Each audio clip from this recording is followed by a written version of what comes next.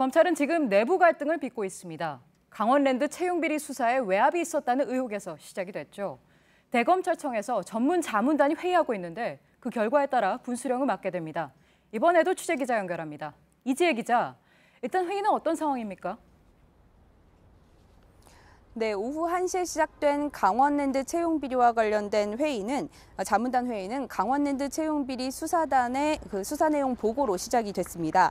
5시간에 걸친 수사 내용 보고에 이어서 강원랜드 수사에 부당한 압력을 행사한 것으로 의심받는 당시 최종원 춘천지검장과 김우현 대검 반부패 부장이 입장을 표명을 했습니다. 지금은 위원들 간의 열띤 토론이 진행 중인 걸로 전해지고 있는데요. 두 사람의 직권남용 혐의에 대해서 법리적으로 적용이 가능한지를 두고서 위원들 간의 토론이 진행되고 있습니다. 네, 자문단 회의가 아직 진행 중이라고 했는데 어떤 부분을 중점적으로 보고 있습니까?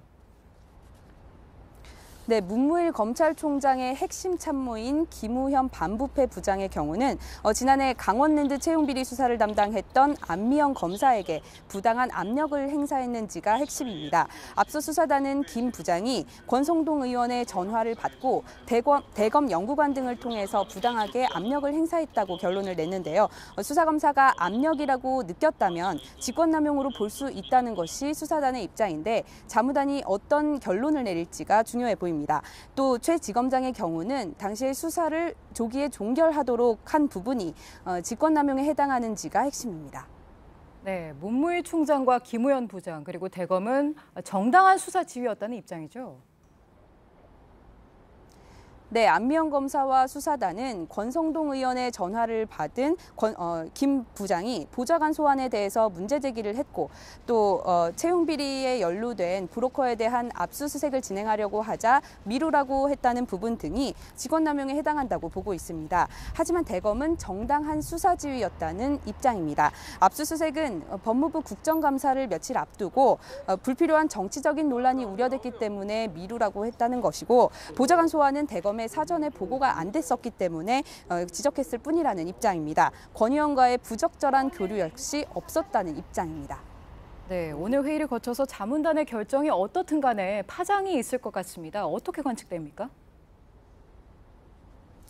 네, 반부패 부장은 총장의 핵심 참모이자 전국의 특수수사를 관장하는 자리입니다.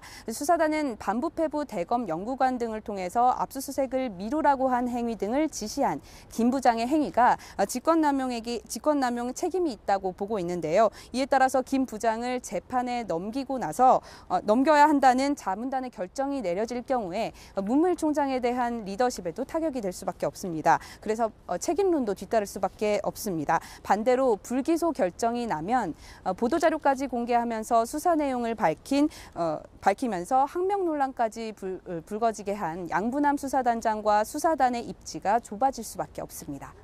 네, 결정이 기소일지 불기소일지 좀 더 지켜보도록 하죠. 대검찰청에서 이지혜 기자였습니다.